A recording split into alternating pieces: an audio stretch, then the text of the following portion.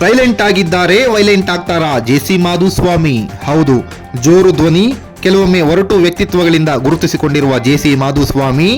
ಇವರ ಪೂರ್ಣ ಹೆಸರು ಬಂದು ಜಯಚಾಮರಾಜಪುರ ಚಂದ್ರಶೇಖರಯ್ಯ ಮಾಧುಸ್ವಾಮಿ. 1953ರ ಫೆಬ್ರವರಿ 4ರಂದು ಜನಿಸಿದ ಜೆಸಿಎಂ ಚಿಕ್ಕನಾಯಕನಹಳ್ಳಿ ತಾಲೂಕಿನ ಜೆಸಿಪುರದಲ್ಲಿ ವಾಸವಾಗಿದ್ದಾರೆ. ಮೂಲತಃ ಕೃಷಿಕರಾಗಿರುವ ಇವರು MA LLB ಮುಗಿಸಿರುವ ಜೆಸಿಎಂ ಸಮಾಜವಾದಿ ತತ್ವಗಳನ್ನು ಮೈಗೂಡಿಸಿಕೊಂಡವರು. ಕರ್ನಾಟಕದ ರಾಜಕೀಯದಲ್ಲಿ ಸಾಹಿತ್ಯವನ್ನು ಓದುವ ನಾಯಕರಲ್ಲಿ ಇವರು ಸಹ ಒಬ್ಬರು. ಜೆಡಿಯು ಮತ್ತು ಬಿಜೆಪಿ ಪಕ್ಷದಿಂದ ಚಿಕ್ಕನಾಯಕನಹಳ್ಳಿ ವಿಧಾನಸಭಾ ಕ್ಷೇತ್ರದಿಂದ ಶಾಸಕರಾಗಿ ಆಯ್ಕೆ ಆಗ್ತಾರೆ. ನಂತರ ಸಚಿವರಾಗಿ ಸೇವೆ ಸಲ್ಲಿಸುತ್ತಾರೆ. ನಂತರ 2023ರ ವಿಧಾನಸಭಾ ಚುನಾವಣೆಯಲ್ಲಿ ಸೋಲನ್ನು ಅನುಭವಿಸುತ್ತಾರೆ. ಸೋತ ನಂತರ ಕೃಷಿಯಲ್ಲಿ ತೊಡಗಿ ಸೈಲೆಂಟ್ ಆಗಿದ್ದಾರೆ ಜೆಸಿಎಂ.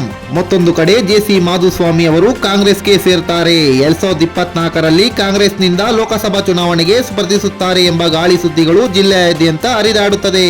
ಈ ಗಾಳಿ ಸುದ್ದಿಗಳಿಗೆ ಸ್ವತಃ ಜೆಸಿಎಂ ಅವರೇ ಸ್ಪಷ್ಟನೆ ನೀಡುತ್ತಾರೆ. ಅದೇನೆಂದ್ರೆ, ಕಾಂಗ್ರೆಸ್ನ ವಿರೋಧ ಮಾಡಿಕೊಂಡು ಬಂದವನು ನಾನು, ಆ ಪಕ್ಷ ಸೇರ್ತೀನಾ? ನನಗೇನ್ರಿ ಬಂದಿದೆ ಅಂತಹ ದುರಸ್ಥಿತಿ ಕಾಂಗ್ರೆಸ್ಗೆ ಹೋಗೋದು ಎಂದು ಸ್ಪಷ್ಟನೆ ನೀಡುತ್ತಾರೆ. ಇಷ್ಟೆಲ್ಲ ರಾಜಕೀಯ ಬೆಳವಣಿಗೆ ಆದರೂ ಸೈಲೆಂಟ್ ಆಗಿದ್ದಾರೆ ಯಾಕೆ ಎಂಬುದೇ ಇಲ್ಲಿ ಪ್ರಶ್ನೆಯಾಗಿದೆ. ಬಿಜೆಪಿಯಿಂದ ಲೋಕಸಭಾ ಚುನಾವಣೆಗೆ ಸ್ಪರ್ಧೆ ಮಾಡಲು ಸೈಲೆಂಟ್ ಆಗಿ ಯೋಚನೆ ಮಾಡಿ ವೈಲೆಂಟ್ ಆಗಿ ಎಂಟ್ರಿ ಕೊಡ್ತಾರಾ ಜೆಸಿ ಮಾಧುಸ್ವಾಮಿ ಅವರು? ಲೋಕಸಭಾ ಚುನಾವಣೆಗೆ ಸ್ಪರ್ಧೆ ಮಾಡ್ತಾರಾ ಇಲ್ಲವಾ ಎಂಬ ವಿಚಾರಕ್ಕೆ ಜೆಸಿ ಮಾಧುಸ್ವಾಮಿ ಅವರೇ ಉತ್ತರ ಕೊಡಬೇಕಾಗಿದೆ.